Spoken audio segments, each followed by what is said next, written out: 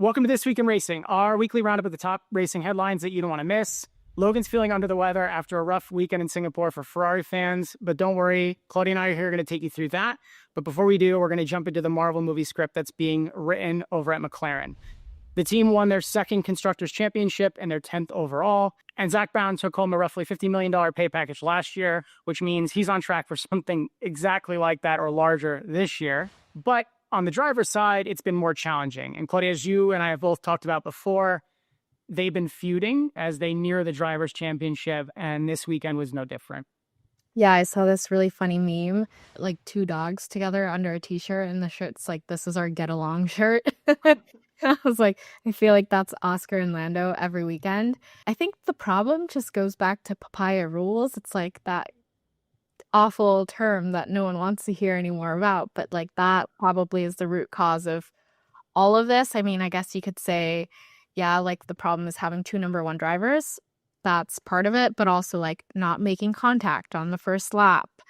Obviously, it's never intentional, at least for the most part, but I could really see why Oscar felt like he was dead and dirty. I think if there were no, race position swaps in the past that were being asked of them, it's something that probably they could have moved on from. But if you're being put in a situation where you're being guilted to like give positions back or swap or whatever, I could see why in this case Oscar was like, I got done so dirty.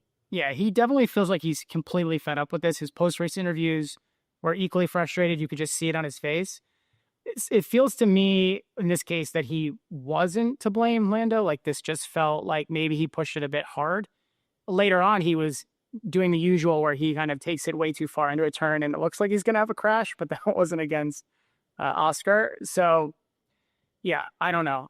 This is one of those things where I feel like behind the scenes, Lando's probably pushing his buttons a lot, and Oscar's always been so what seemingly is level-headed that it, maybe that's really coming out. But for now, this one felt like it was a bit overblown, and everyone's trying to grab at straws to make Oscar seem like a bit of a bad guy.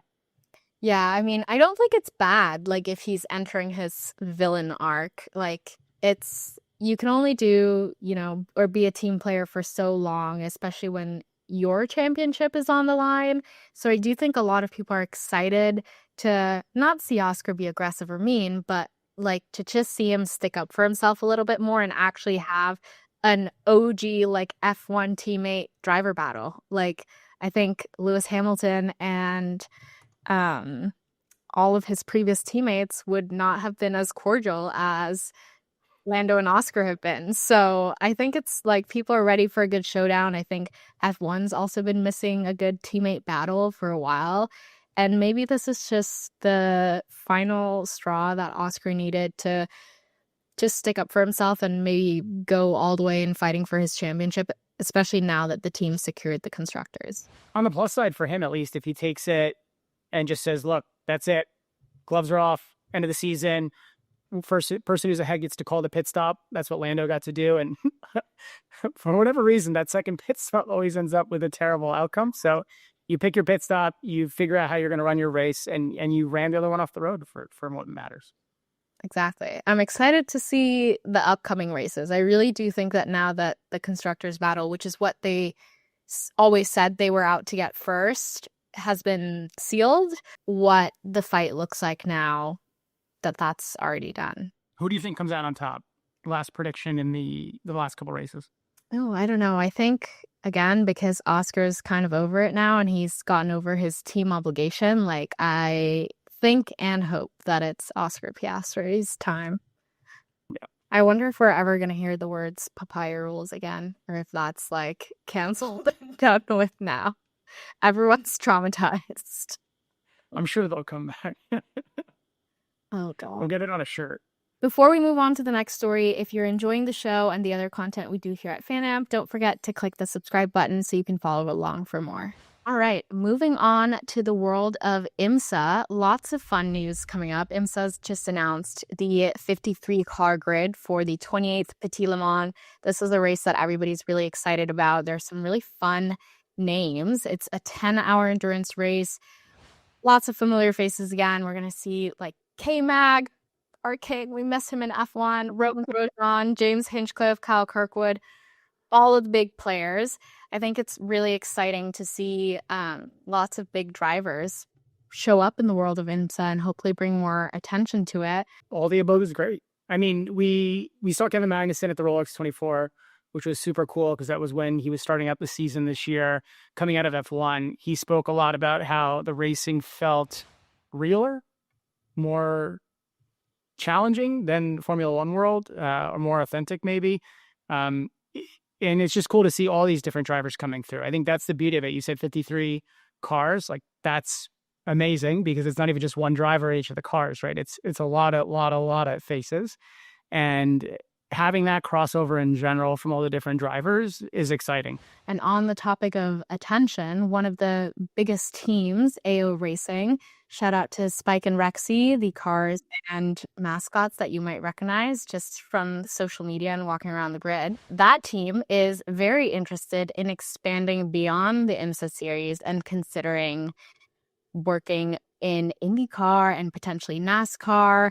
And I think it's like time to get a new team in IndyCar. I don't know, get people excited about a new group of drivers and team on the grid would be really awesome. And again, I'm mostly excited to have the mascot around. I hope they're able to interact with Firehawk, our bestie, and give us some great mascot content. Although I don't know if Firehawk's going to be a little bit threatened by having some really great competitors in the mascot world in the IndyCar paddock. I don't know. Firehawk might get eaten, to be honest. Before we get to the big Ferrari story, let's run through a couple honorable mention headlines for this week.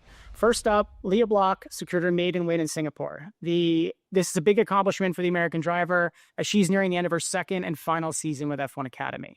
Meanwhile, at F1 proper, Williams launched a new merch collection inspired by Sparkles the Unicorn. If you didn't catch this in Baku, a young fan had given a Sparkles Unicorn sticker to Carlos. He ended up on the podium. Now it's a sign of good luck. So if you want to catch this, head over to their website to grab a shirt. And lastly, Martin Brundle is back again for another grid walk mishap. It's wonderful to see you. President of Motorsport Sorry, Singapore. you're his brother. Well, sorry. He said he's got a cap on. This time he mixed up the Capaldi brothers before missing the handshake with Lewis. I don't know who I feel worse for. Is it Oscar and Lando and their back and forth? Or is it going to be Martin having to juggle all these different celebrities while he actually does his J job? And that brings us into our final story, which is that Ferrari's woes continued with another difficult race weekend. The team finished P6 and P8, but it was the radios and the press conference that really continued to show the cracks. Charles sounded like he was out of options, criticizing the car in his post-race and saying, quote, "We're not strong at the moment. I wish I could say that I'm positive for the rest of the season." He seemed to be at a loss to turn it around. And on Lewis's side, it felt like he was taking a PR spin at things and really just backing the team, saying there's a lot of hard work going into it, which I think is a given for a team like Ferrari. So what do you think? I think they're having an awful year. Like, I don't know how else to put it. I think Ferrari's set a standard about, being a top performer and being championship winners and perpetually being on the podium, and they just haven't been. And I think it's fair enough that with a new driver on the team, it takes time to adapt. I just think it's not like they're just not living up to the expectation as a team. Where I do think is really interesting is the Charles angle. Like, I think everybody that's followed F1 for at least a couple of years knows that Ferrari's his dream, and there's all these ties to his dad and his childhood, and he will always talk super highly about Ferrari. But at some point you gotta wonder, like, are you sure you still believe in the dream? Like, really? And he if you took his quotes from this weekend, the answer would be a heavy no. But what do you do? I mean, in my opinion, I think they should be cutting some of the ranks, making changes. There needs to be a shakeup. I mean, the team is about to lose the Constructors Championship position to Red Bull, which is basically running one driver this year.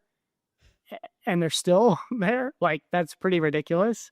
And they've had, obviously, Christian leaving, all of these mix-ups happening at the team. You got to change it. And they've had the double disqualification again. It's another year with that. It shouldn't be happening. I do feel for Lewis. I think it's just already pretty hard to switch teams, especially after you've been somewhere for literally a decade, to get used to a new environment and culture. But definitely feels like it hasn't been a smooth transition. And it's obviously not just only on Lewis's side. It seems like the whole team's struggling. But I don't know where you'd start to make the cuts. Obviously, there's no debate in the fact that the team is probably trying their best. And Fred Vasseur is trying to make all of the best decisions possible and pushing the team forward. It's just, where do you start cutting? Yeah. I mean, that one is so thorny. You'd have to be changing the culture, I feel like.